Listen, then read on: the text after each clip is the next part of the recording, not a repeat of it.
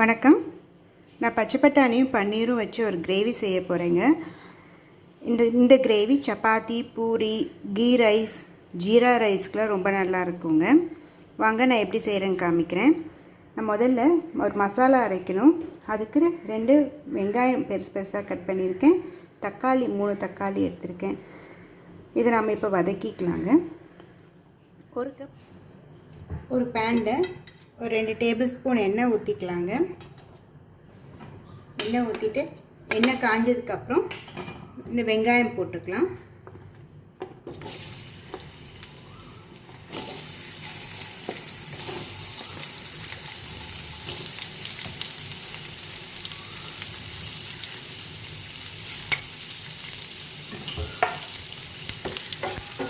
இது நல்லா வதக்கிக்கலாங்க.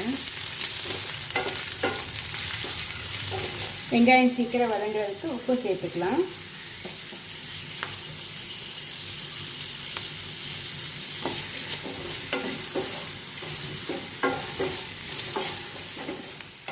வெங்காயம் ஓரளவு வதங்கிடுச்சுங்க. இப்போ தக்காளி சேர்த்துக்கலாம். தக்காளி 3 தக்காளி எடுத்துருக்கேன்.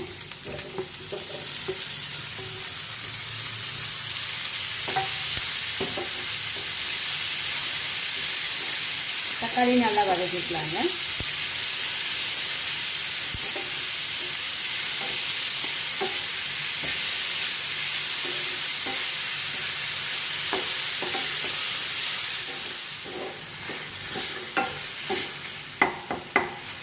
நல்லா வதங்கிடுச்சுங்க.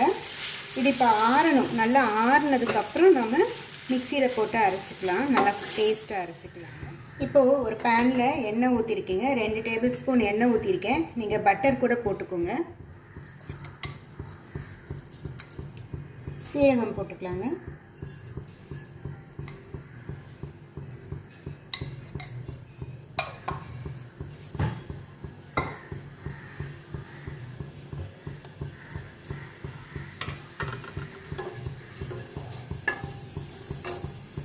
பச்சை மிளகாய் 2 கீரி வச்சுருக்கேன். அதையும் போட்டுறேன்.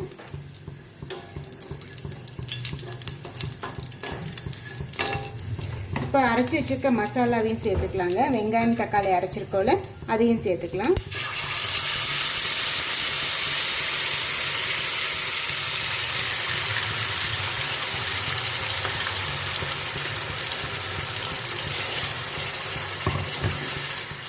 வெங்காயம் தக்காளி போட்டது கொஞ்சம் தெரிக்குங்க. கொஞ்சம் கவனமாக இருக்கணும்.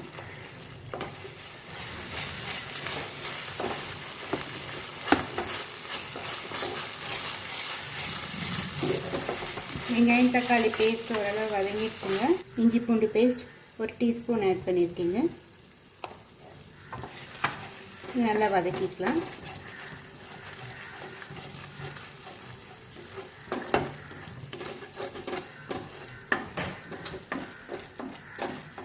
இப்போ மசாலா பொடிகள் ஆட் பண்ணிக்கலாங்க.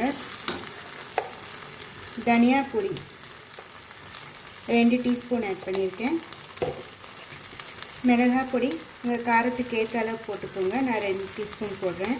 ஏற்கனவே பச்சை மிளகாய் போட்டுக்கோங்க பார்த்து. சீரக பொடிங்க 1 டீஸ்பூன் போடுறேன்.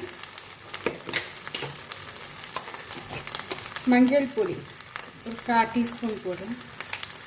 இதெல்லாம் நல்லா வதக்கிக்கலாம்.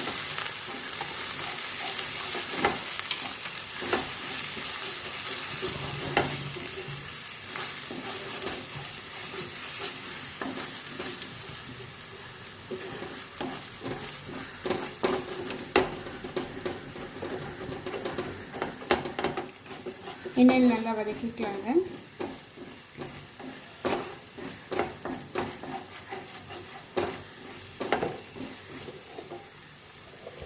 கூட கொஞ்சம் காஷ்மீரி சில்லி பவுடர் போட்டுக்கிறேன். கலருக்காக போடுறேன். 1 டீஸ்பூன் போட்டிருக்கேன்.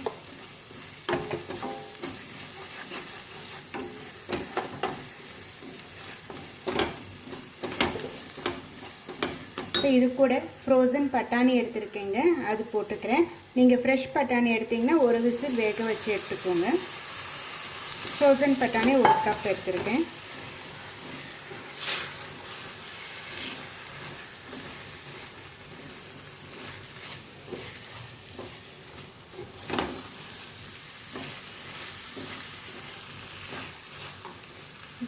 கொஞ்சம் தண்ணி ஊற்றிக்கலாங்க.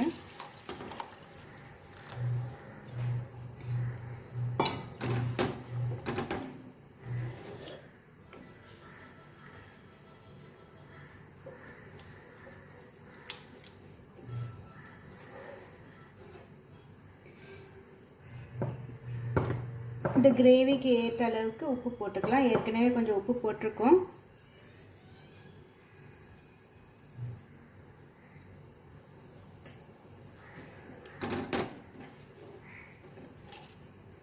கொஞ்சம் கொதி வரட்டும்.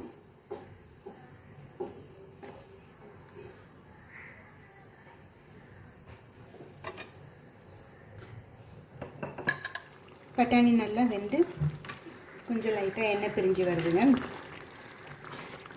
உப்பு காரம்லாம் செக் பண்ணி பார்த்துக்கோங்க. கொஞ்சம் கரம் மசாலா ஆட் பண்ணிக்கலாங்க. நான் ஒரு 3/4 spoon to 1 spoon add பண்ணியிருக்கேங்க.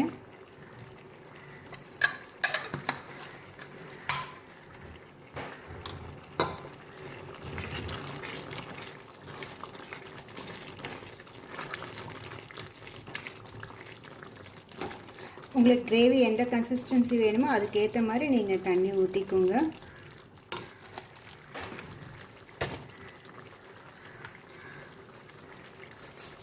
Kasuri methi கொஞ்சம் போட்டுக்கலாம். கொஞ்சம் கசக்கி போட்டுக்கலாம்.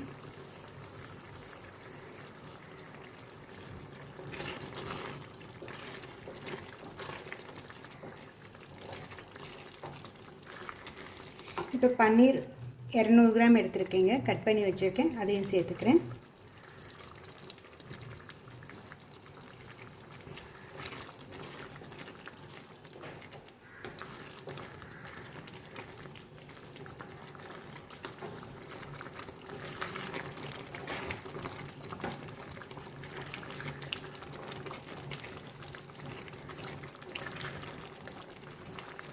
கொத்தமல்லி தழை கட் பண்ணியிருக்கேன். அதையும் சேர்த்துக்கிறேங்க.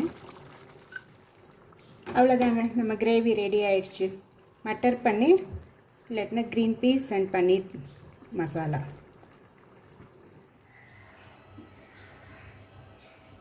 பச்சை பட்டாணி பன்னீர் கிரேவி ரெடிங்க. நீங்களும் ட்ரை பண்ணி பாருங்கள். இந்த வீடியோ பிடிச்சிருந்தா என்னோடய சேனலை சப்ஸ்கிரைப் பண்ணுங்கள். தேங்க்யூ.